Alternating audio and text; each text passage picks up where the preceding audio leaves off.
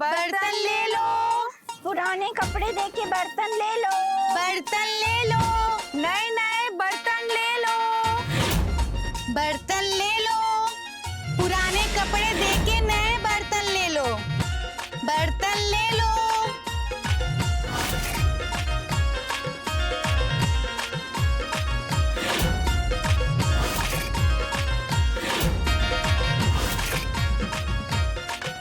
बर्तन ले लो। पुराने कपड़े देकर नए बर्तन ले लो। बर्तन ले लो। पुराने कपड़े दे के नए बर्तन ले लो। पुराने कपड़े दे के नए बर्तन ले लो। पुराने कपड़े देकर नए बर्तन ले लो। बर्तन ले लो। बर्तन ले लो।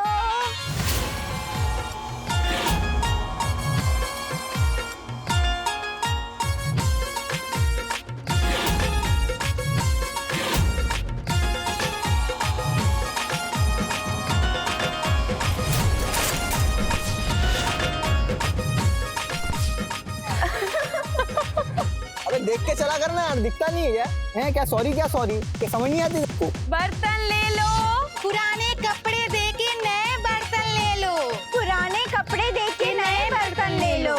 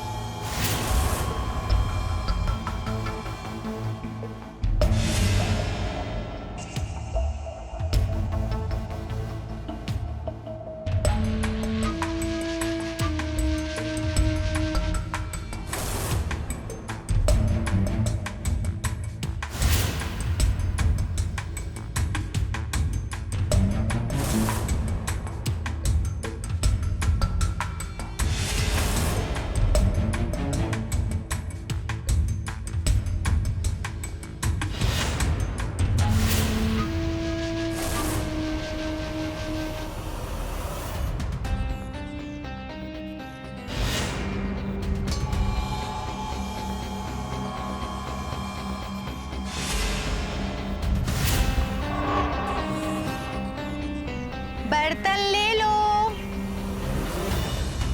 बर्तन ले लो। बर्तन ले लो। बर्तन नए नए बर्तन ले लो।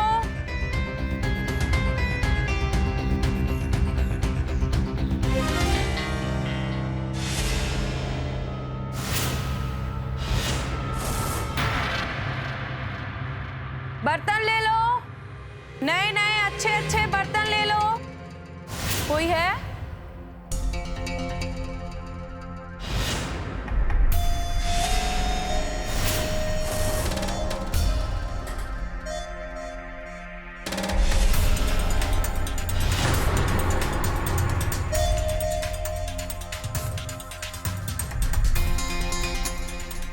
कौन हो तुम?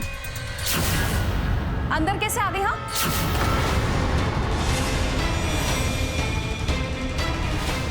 सलाम आपा। बर्तन ले लो ना। नहीं जी, ये जाओ। हाँ, तो मैं क्या कह रही थी? अरे कोई नहीं, वो बर्तन वाली थी।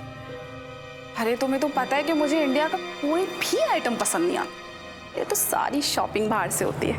ओहो, लगता है इसे शोबाजी का बहुत शौक है। और तुम्हें पता है, पिछले हफ्ते मेरे शौहर मेरे लिए सिंगापुर से जूती लेके आए थे।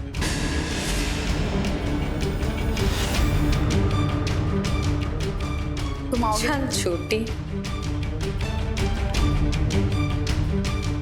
अच्छा, मैं ना तुमसे बाद में बात करती हूँ, शायद कोई आया है। क्या बोली तू? मैं झूठी?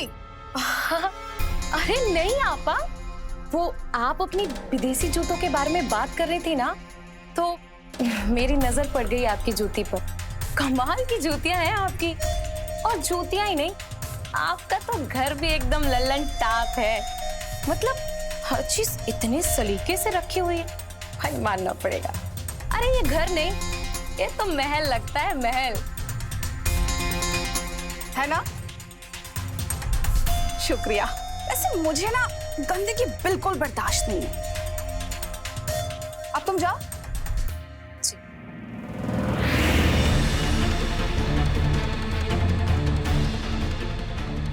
अरे जाओ ना। आपा थोड़ा पानी मिलेगा क्या? ठीक है, लाती हूँ, लेकिन यहीं रुको। हाँ हाँ हाँ, जी।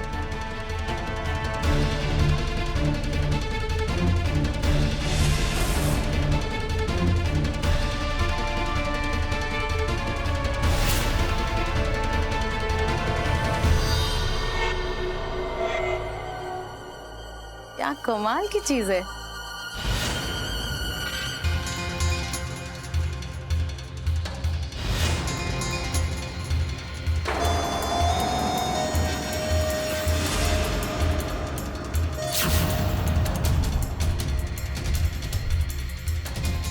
अरे वाह, ये क्या भला है? कौन हो तुम? बर्तन ले लो, जुने पुराने कपड़े दे दो, जुने पुराने।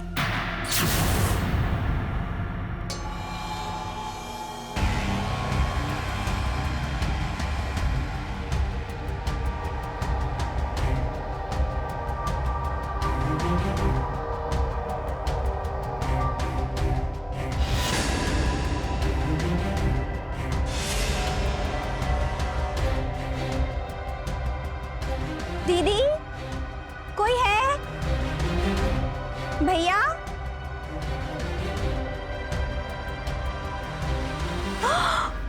अरे वाह, क्या बात है। ये घर है या तिजोरी?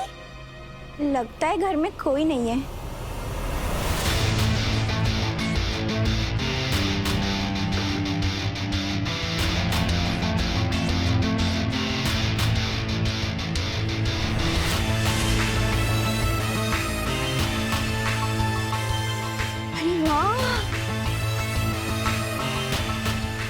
ये तो बड़ा सुंदर है। क्या बात है, बड़ा गबरू जवान फंसाया है तूने।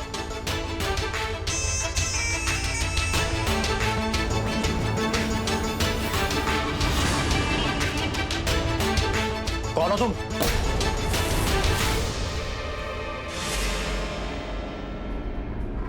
साहब, मुझे माफ कर दो। मैं तो गरीब औरत हूँ, बर्तन बेचकर 2 जून की रोटी कमाती हूँ। मैं बाहर से गुजर रही थी, बड़ी प्यास लगी थी, इसलिए अंदर चली आई। मैंने आवाज भी लगाई थी, लेकिन कोई बाहर नहीं आया, तो फिर मैं पानी पीने अंदर चली आई। मुझे माफ कर दो साहब। कोई बात नहीं, मैंने तुम्हारी आवाज सुनी थी, लेकिन मैं नहा रहा था।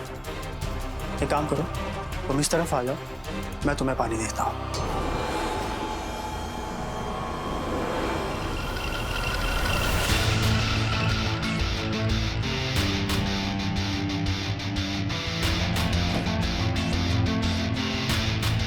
ये लो, पानी पी। शुक्रिया।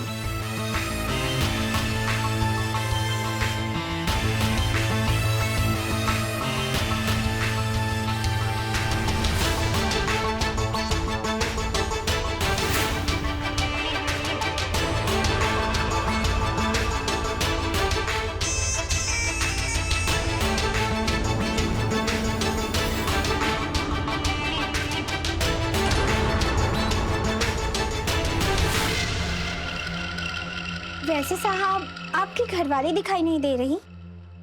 मायके गई है। अच्छा साहब, हो सके तो थोड़े बर्तन ले लीजिए ना, गरीब की मदद हो जाएगी।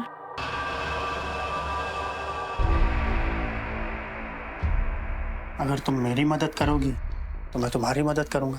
क्या सच में आप मेरी मदद करेंगे? हाँ हाँ, क्यों नहीं। सच में सारे मर्द एक जैसे ही होते हैं। हाँ,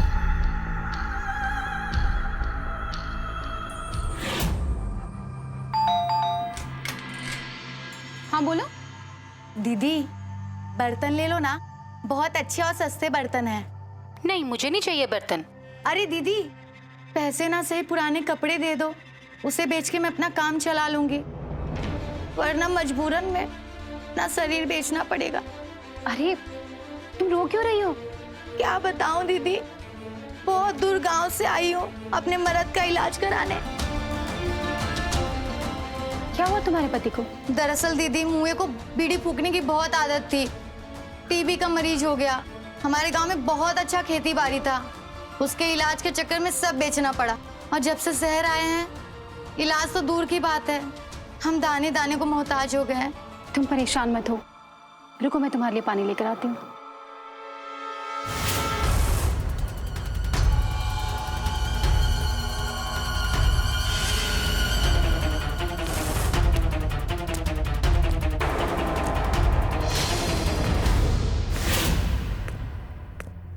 ये लो पानी पियो। अरे आराम से पियो। शुक्रिया दीदी। अच्छा सुनो, मेरे जीजाजी यहाँ नगर पालिका में काम करते हैं। वो यहाँ के लोकल विधायक को भी जानते हैं। वो तुम्हारे पति का इलाज यहाँ के सरकारी हॉस्पिटल में करवा देंगे। पर दीदी, कैंसर का इलाज सरकारी अस्पताल में कैसे मुमकिन है? कैंसर? पर तुम तो अभी टीबी बोल रही थी। अरे हाँ दीदी, वही कैंसर। टीबी, दांत, खाज, खुजली, मुंह बहुत बीड़ी फूकता है, तो दुनिया भर का रोग उससे हो गया है। अच्छा दीदी, आप तो बड़ा पूजा पाठ करती हो। वैसे ये नारियल कैसा है? हमारी शादी को 5 साल हो चुके हैं और अभी तक मेरी कोख सुनी है। बस यही मन्नत मांगने के लिए मेरे सास ससुर यात्रा पर गए हैं। ओ, तभी बोलूं, घर में कोई दिखाई क्यों नहीं दे रहा है? हाँ, और हमारे गुरुजी ने हमें ये पूजा बताई है। कैसी पूजा? मैं और मेरे पति हर शाम को गंगा घाट जाते हैं और वहां से गंगा जल लाकर बरगद के पेड़ की पूजा करते हैं, और ऐसा हमें अगली पूर्णिमा तक करना है। 2 पूर्णिमा मतलब 2 दिन बाद आपका पूजा खत्म हो जाएगा। हाँ, हम ईश्वर से तो यही प्रार्थना करते हैं कि आपकी झोली खुशियों से भर जाए और आप खुश रहें। वैसे दीदी, हमारी झोली भी भर दीजिए ताकि शाम का कुछ व्यवस्था हो जाए।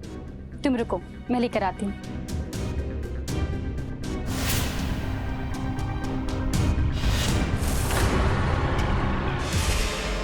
क्या कर रही हो मेरे घर पे?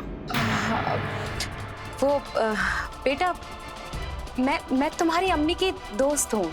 ऐसे कैसे दोस्त हो जो दोस्त के ही घर पे चोरी करती हो? चोरी? ना बाबा, मैं तो बस इसे देख रही थी। ये लो, रख दी। हाँ, अच्छा बेटा, टापी खाओगी? 1 मिनट, ये देखो। अरे लो। नहीं चाहिए। अरे शर्माना नहीं, रखो। बेटा, ये जो अभी यहाँ पर हुआ, अगर तुम इसके बारे में अपनी अम्मी को नहीं बताओगी ना, तो मैं तुम्हें ढेर सारी चॉकलेट दूंगी। हाँ ठीक है। प्यारी बच्ची। ये लो पानी। जी शुक्रिया।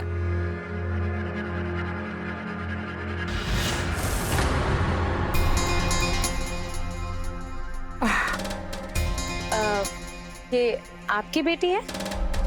हाँ। अच्छा आपा, आप कहीं नवाबी खानदान से तो नहीं? नहीं नहीं, ऐसी तो कोई बात नहीं है। बेटी के अलावा और भी बच्चे हैं आपके? नहीं, अभी तो यही है, लेकिन मेरे जो शौहर है ना, उन्हें एक बेटा चाहिए। और घर में और कोई नहीं है क्या? मेरे सास ससुर हैं जो बनारस में रहते हैं, 3-4 महीने में कभी कभी आ जाते हैं। अगले महीने आने वाले। ओह अच्छा। अरे अम्मी, मैं तो बताना ही भूल गई थी। अब्बा का कॉल आया था, उन्होंने कहा था वो 1 घंटे में आ जाएंगे। ठीक है, मैं ट्यूशन जाती हूँ। अच्छा ठीक है, बाय अम्मी। बाय। Bye aunty. ध्यान से जाना। हाँ। आपा, अब तो ले लो बर्तन। ठीक है, तुम मुझे अच्छी लगी इसलिए ले लेती हूँ। दिखाओ जरा क्या क्या है। हाँ हाँ चलिए, देखिए, ये देखिए। नहीं, भगोना नहीं चाहिए। अरे तो फिर कढ़ाई ले लीजिए। बिल्कुल नहीं है? थोड़ी हल्की है।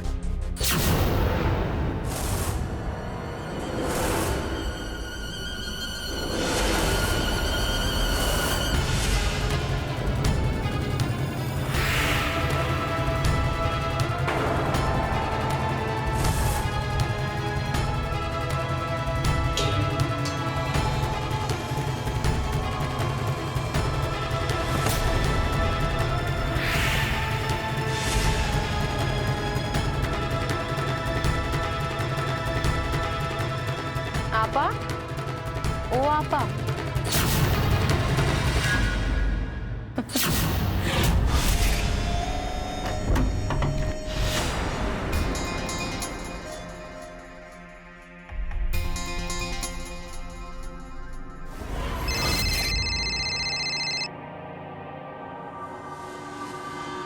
हाँ मुंजा।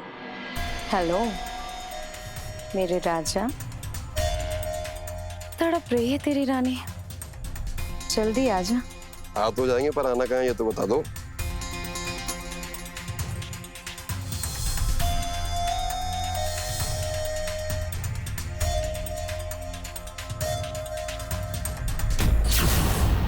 बेटा भूरे, आज तो तू गया। ये ले। मुन्ना चल, मुंजा का फोन आया था, निकलते हैं। समेत तू चल भैया।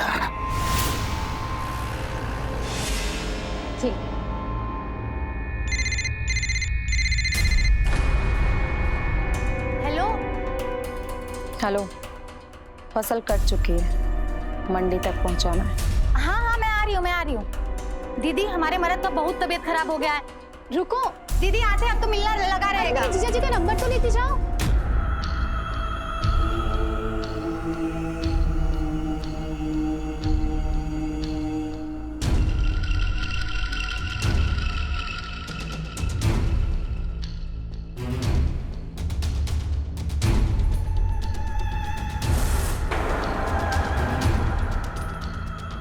अरे शर्माओ मत, आओ।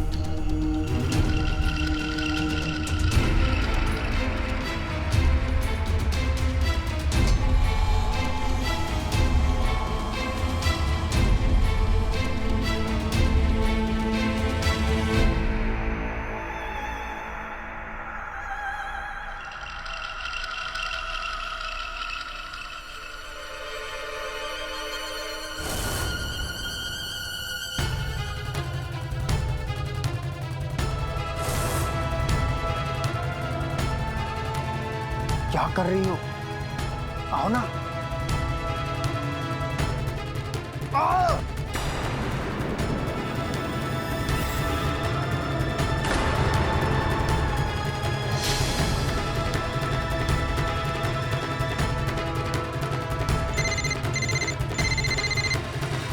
हेलो फसल कट गई है। हेलो, आवाज नहीं आ रही। हेलो हेलो हेलो, ये फोन की बैटरी भी अभी डाउन होनी थी।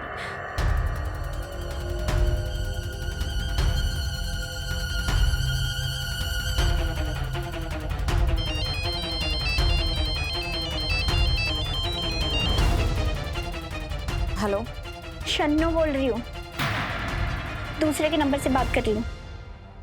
मेरी भी फसल कट गई है, तुम लोग जल्दी आ जाओ। वाह शन्नो, वैसे यहाँ पे भी फसल कटी पड़ी है, तो एक काम कर, मेरा इंतजार कर, मैं यहाँ का निपटा के तेरे पास ही आती हूँ। जल्दी करो। हाँ हाँ चल।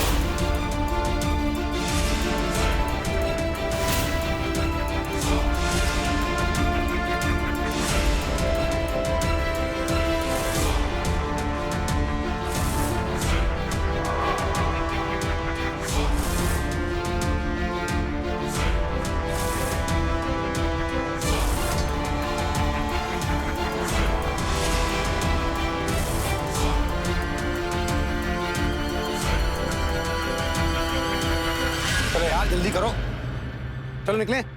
बैठ बैठ बैठ।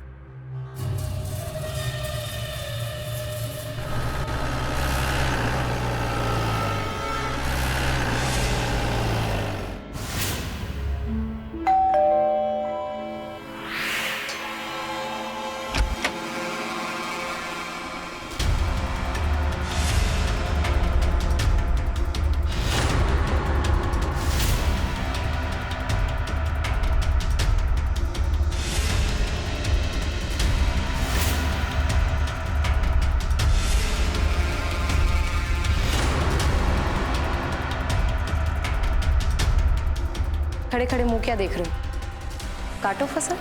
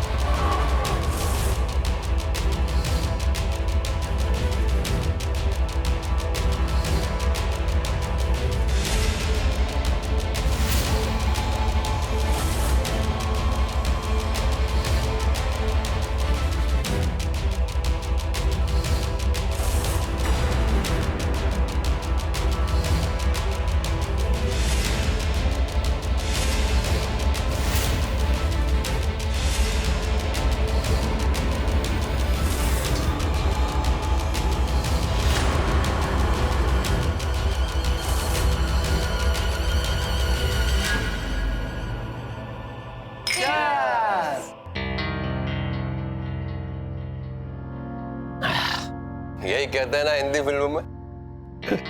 इस महीने का 7वां हाथ है ये। कमाल की बात तो ये है कि एक दिन में 2 हाथ मारे हैं हमने। क्या बात है। क्यों बेगेंद्रा, मेरा ग्लास तेरा बाप भरेगा क्या? इतनी छोटी छोटी बातें हमारे बाप को क्यों लाती? बनाते हैं ना तुम्हारे लिए।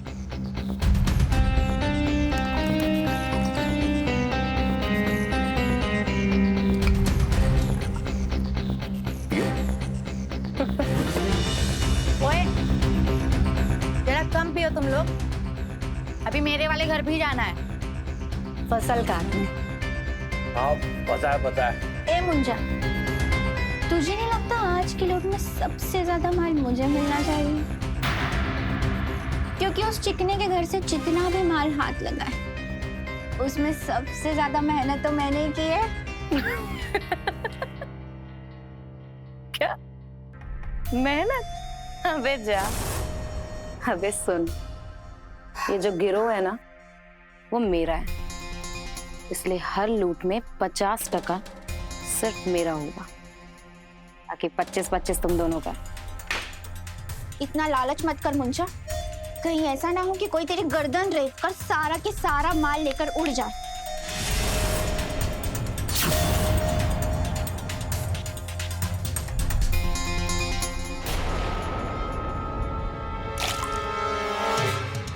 क्या बोला तूने? हाँ क्या बोला? हिस्सा लेगी तू? छोड़ मुझे, मुझसे हिस्सा लेगी? अरे मुंजा छोड़ो। क्या मेहनत की तूने? हाँ क्या मेहनत की? 25 में तेरा पेट नहीं भरता? हाँ सारी मेहनत करूँ मैं और मजे लेके तूने क्या मेहनत करी? क्या मेहनत करी? सारा माल तो मैं लूट कर लाई थी। सारे क्या माल लूट के लाई थी तू? बताती हूँ क्या कर लूंगी, काट के रख दूंगी तुम दोनों का। समझे? रुक, यहीं रुक। देखा, तुम्हें छोड़ूंगी नहीं, समझ में आया? मैं क्या छोड़ूंगी तुझे? तुम मुझे मारोगी? हाँ मारूंगी। तेरी हिम्मत है, तुम मुझे मारेगी? मुझे मारेगी तुम? मारो, क्या मारोगे तुम दोनों?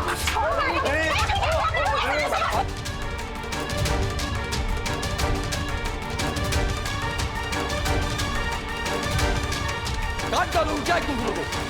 अरे बुद्धि से पैर हो तुम लोग यार, आपस में ही लड़ रहे हो।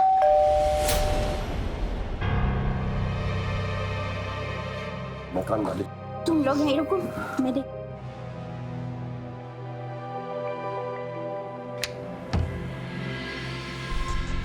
अरे भूषण जी आप। नमस्ते मैडम। नमस्ते। अरे आपने आने की तकलीफ क्यों की? आप हमें क्या देते, हम आपके किराए घर पहुंचा देते। अरे किराया तो एक बहाना है, ये मिठाई लाया हूँ आपके लिए। मिठाई? किस खुशी में भूषण जी? बात ऐसी है कि मेरी लॉटरी लग गई है। लॉटरी? हाँ। कितने की लगी आपकी लॉटरी? 25 लाख की। मुझे तो यकीन ही नहीं हो रहा है कि 25 लाख की मेरी लॉटरी लग गई है। कहीं मैं तो पागल ना हो जाऊं। लीजिए मिठाई लीजिए। अरे वाह भाई वाह, बधाई हो भूषण जी, बधाई हो। धन्यवाद धन्यवाद। कमाल है, आपकी तो लॉटरी लग गई। इस बात पे मुंह मीठा करना तो बनता है। अरे रहने दीजिए ना। पहले आप खाइए। अरे ऐसे कैसे खाइए? अरे मैं अपने हाथ से खा लूंगा। अरे खा लीजिए।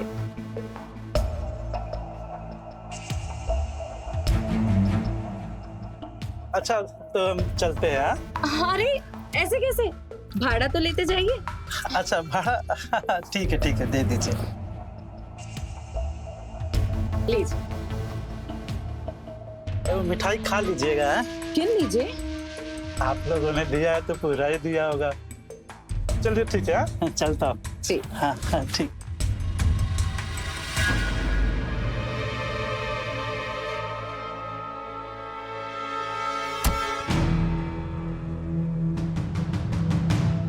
यार ये बुड्ढे के घर पे ढाबा का बोलना है। लेकिन बुड्ढे को लूटेंगे कैसे? वो तो मैं पहचान लेगा। अरे भाई, हम तो बन जा रहे हैं, किसी भी जगह में ज्यादा दिन टिकते कहाँ हैं। तो क्यों ना इस बुढ़े के घर की सफाई कल सुबह सुबह कर दी जाए। आइडिया अच्छा है, ढाबा डाल सकते। हाँ, लेकिन उससे पहले तुम लोगों को उस घर जाना होगा जहाँ पर धानी होकर आई थी। जाओ तुम लोग, पूजा के लिए निकल गए होंगे वो लोग। निकलते हैं, चलो।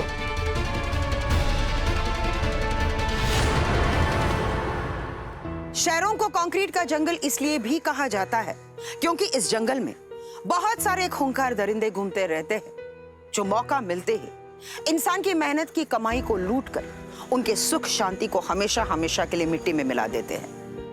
नमस्कार, मैं हूं सुधा चंद्रन और आज देख रहे हैं एक ऐसी कहानी जो हमारे आसपास घूम रहे शातिर लुटेरे के गिरोह के बारे में हमें आगाह कराती है, जो सिर्फ जुर्म की भाषा बोलते हैं और उनका आमना सामना होने पर आपकी घर गृहस्थी के साथ साथ सब कुछ बर्बाद हो जाता है। इस तरह शातिर लुटेरे के गिरोह के सदस्य टो लेने के लिए सबसे पहले मासूम लोगों को, विशेष रूप से महिलाओं को अपनी चिकनी चुपड़ी बातों में फंसाते हैं और फिर उनसे अपने जरूरी राज जानकर सही वक्त पर उन पर धावा बोलकर उन्हें अपना शिकार बना लेते हैं।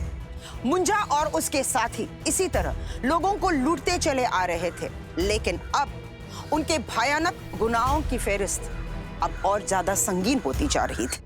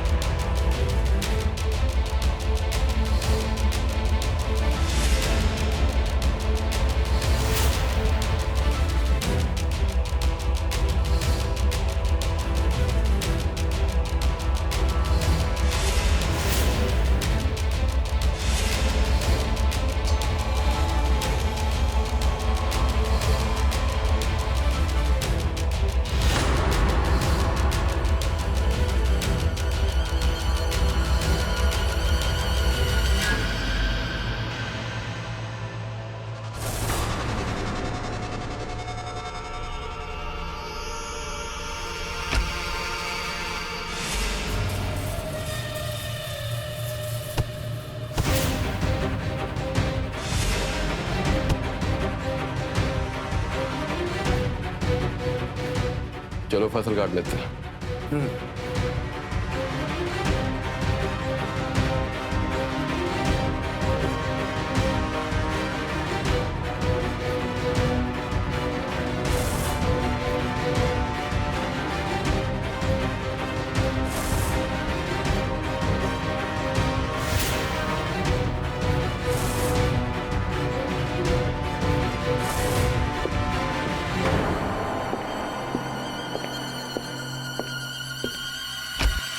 आज रास्ते में ट्रैफिक बहुत था, आते आते बहुत देर हो गई।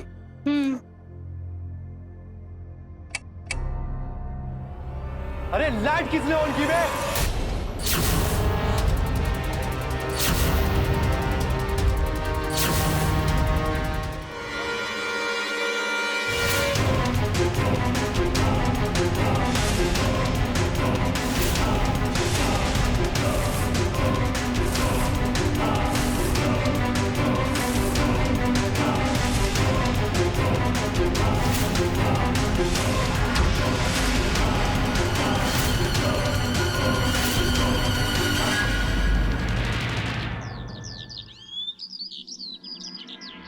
मैं और मेरे पति रोज शाम को गंगा घाट पूजा के लिए जाते हैं सर, लेकिन कल मेरी कुछ तबीयत खराब हो गई थी तो हम लोग जल्दी आ गए और घर आए तो हमारा सामना उन लुटेरों से हो गया।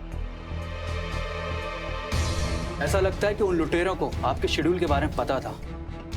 आपको अपने घर पे आने जाने वाले किसी इंसान पर शक है जिसे आपका रूटीन पता हो, जैसे कोई नौकर, ड्राइवर, धोबी या कोई और? मैं और मेरे पति हर शाम को गंगा घाट जाते हैं और वहां से गंगा जल लाकर बरगद के पेड़ की पूजा करते हैं और ऐसा हमें अगली पूर्णिमा तक करना है। वो बर्तन वाली, मैंने एक बर्तन वाली को अपने इस पूजा के नियम के बारे में बताया था। मैंने उसे कहा था कि हम लोग रोज शाम को गंगा घाट जाते हैं। तो कहिए वारदात भी उस बर्तन वाले गैंग का काम तो नहीं? इंस्पेक्टर साहब, ये क्या कह रही है? क्या कोई ऐसा बर्तन बेचने वाला गैंग है जो इस शहर में लूटपाट कर रहा है? जी, शहर में एक ऐसा गैंग घूम रहा है जो बर्तन बेचने के बहाने लोगों को अपना शिकार बनाता है और कल ही उन लोगों ने 2 परिवारों को अपना शिकार बनाया। सोनल, एक काम करो, इन दोनों के बयान दर्ज करवाओ और स्केच आर्टिस्ट को बुला के उन लोगों के स्केच तैयार करो। जी सर। संभल के चढ़ाओ।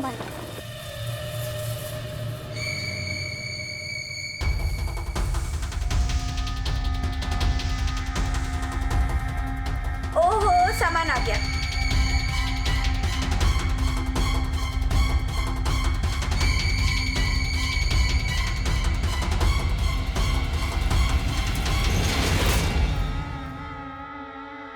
सारा सामान लग गया। लेकिन सारा टेम्पो तो भर गया। अब उस मकान मालिक के घर का सामान कहाँ ला देंगे? हम लोग उसके घर से सामान नहीं लूटेंगे, बल्कि जेवर और पैसे लूटेंगे। और अगर किसी ने भी टांग अड़ाई ना तो जान से मार देंगे। मेरे पास एक प्लान है।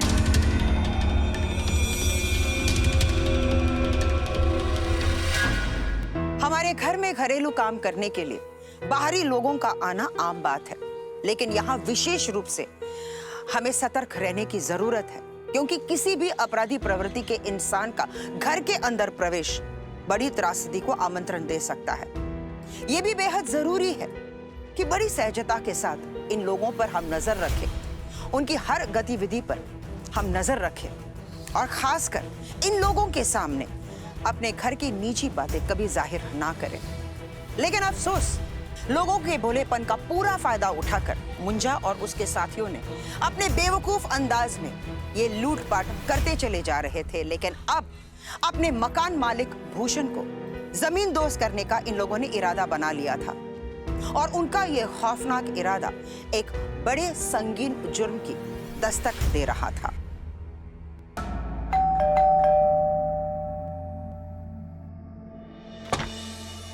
अरे, आप लोग यहाँ कैसे? नमस्ते भूषण जी।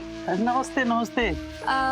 वो हमारे गांव में ना क्या कहते हैं वो अंग्रेजी में, हाँ, इमरजेंसी हो गई है। मतलब आपका मतलब इमरजेंसी? हाँ, वो हो गई तो हम लोगों को तो गांव जाना पड़ेगा, तो आपकी चाबी लौटाने आए थे। अच्छा, लाई चाबी दे। लीजिए। सोचा जाते जाते भाभी जी से भी मिलते चले। अरे नहीं, वो क्या है कि सुनीता जी की तबीयत खराब है तो वो सो रही हैं इस वक्त। भूषण जी, हम कौन सा उनसे शादी मनाने के लिए आए? दर्शन करेंगे और चले जाएंगे। अरे नहीं, आप समझिए, वो आराम कर रही हैं तो। अरे भूषण जी, अब मना मत ही कीजिए आप।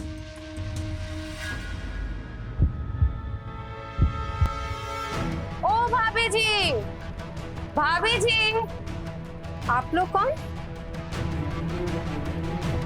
जी नमस्ते। पहचाना नहीं आपने हमें? हम आपके किराएदार हैं। घर छोड़कर जा रहे थे तो सोचा आपसे मिलते चले। सुना आपकी तबीयत काफी खराब है। हाँ, वो थोड़ी सी मेरी। तो घर में कोई और नहीं है क्या आपकी देखभाल के लिए? नहीं, बस मैं, मेरे पति और मेरा बेटा बाहर पढ़ता है। अच्छा अच्छा।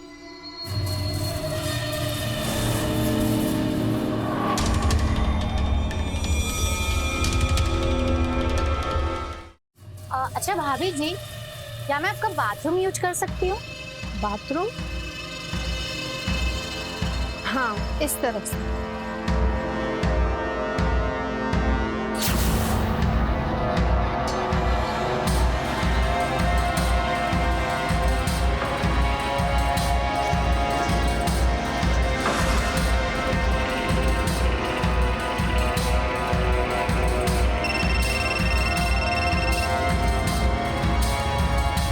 हेलो। फसल तैयार है, आके काट लो। कोई नहीं है घर पे। आया।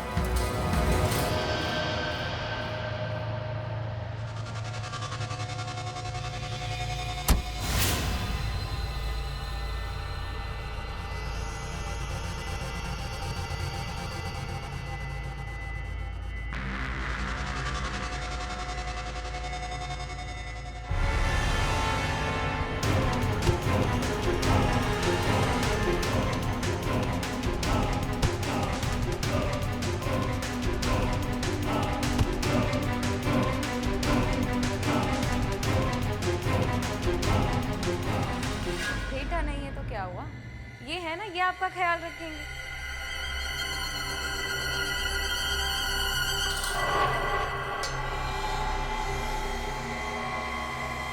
अच्छा भूषण जी, हम चलते हैं। जी। वैसे जाने से पहले एक छोटी सी निवेदन थी आपसे, बस आखिरी। हाँ, बोलिए, आखिरी निवेदन क्या? आपके लिए मैं हर निवेदन पूरा कर दूंगा। क्या कर रहे हैं? ज्यादा कुछ नहीं, अपनी तिजोरी की चाबी हमें दे दीजिए। हाँ हाँ, आपके लिए चाबी। चाबी? तुम्हें क्यों दूं चाबी? हाँ? तुम लोग हो कौन चाबी लेने वाले?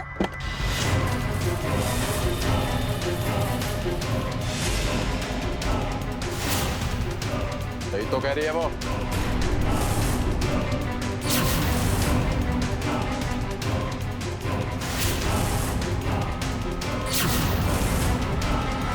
तुम लोग नहीं, छोड़। देखो, छोड़ दो मुझे। ये ठीक नहीं कर रहे हो तुम लोग। ए चुप कर, ज्यादा तू चुपड़ की ना तो काट डालूंगी, समझा? मारो इन्हें, चुप। देखो, अब तुम्हारे मकान वाले का छोड़ दो ना। खड़े खड़े मुंह क्या देख रहे हो? बांधो इसे।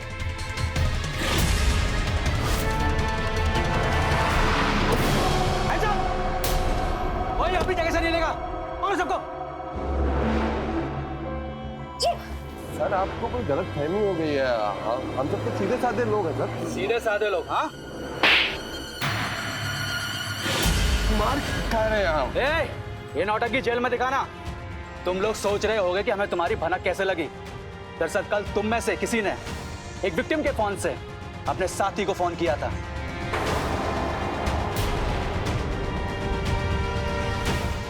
और वही तुम लोगों ने गलती कर दी, क्योंकि हमने उस नंबर को ट्रैकिंग पे डाल के रखा था।